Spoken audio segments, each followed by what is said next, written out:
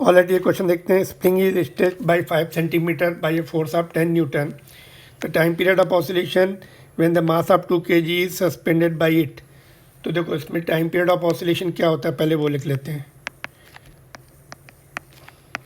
T is equal to pi under root by M under root of M by K. ठीक है, तो मास तो दिया है 2 kg, और एक और टर्म चाहिए के नहीं दिया हुआ है ना, के इनडायरेक्टली दिया हुआ. देखो यहाँ से ध्यान से देखो, ये क्वेश्चन 1 हो गई, इसमें हमें वैल्यू पुट करनी है. यहाँ से फर्स्ट लाइन से हम के निकाल सकते हैं. कौन सा फार्मूला होता है, एक और फार्मूला आना चाहिए आपको. Which formula I am talking about. Force is directly proportional to change in length, F is equal to K X. पढ़ा है आपने. स्प्रिंग के केस में force directly proportional to change in length होता है, तो कांस्टेंट ऑफ प्रोपोर्शनलिटी के आता है, जो फोर्स कांस्टेंट होता है.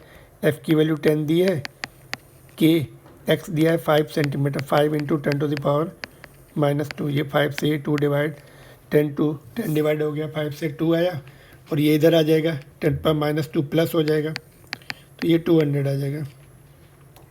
ठीक है. नाउ पहले फ्रॉम 1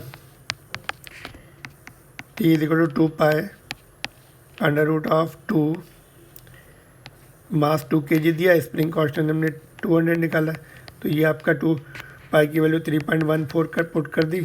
ये 1/100 हो गया, और रूट से बाहर निकला नीचे, तो 1/10 आ जाएगा ना.